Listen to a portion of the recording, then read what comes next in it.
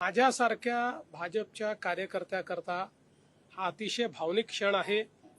कारण आमचे आद्य पुरुष डॉक्टर श्यामा प्रसाद मुखर्जी यांचा बंगाल, अनेक वेळा आम्हाला लोक प्रश्न विचारायचे की श्यामा प्रसाद मुखर्जींच्या बंगालमध्ये तुम्ही का निवडून येत नाही।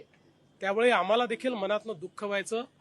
पण मोदीजींच्या नेतृत्वात आणि आमचे होम मिनिस्टर साहेब यांनी जी काही सगळी स्ट्रॅटेजी केली, बंगालमध्ये जे काही आमचे शुभेंदुदा आहेत, आमचे तिथले अध्यक्ष आहेत, या सगळ्यांनी जे काम केलं त्यामुळे एक अनप्रेसिडेंटेड अशा प्रकारचा विजय हा बंगालमध्ये मिळालेला आहे। आणि विशेषतः आज मी श्री शुभेंदू अधिकारी यांचंही मनापासून अभिनंदन करतो। कारण शुभेंदू अधिकारी यांची एकमताने आमच्या लेजिस्लेचर पार्टीचे प्रमुख म्हणून निवड झालेली आहे। उद्या त्यांचा शपथविधी आहे आणि म्हणून बंगालमध्ये एक नवीन सुरुवात होते याचा आम्हाला आनंद।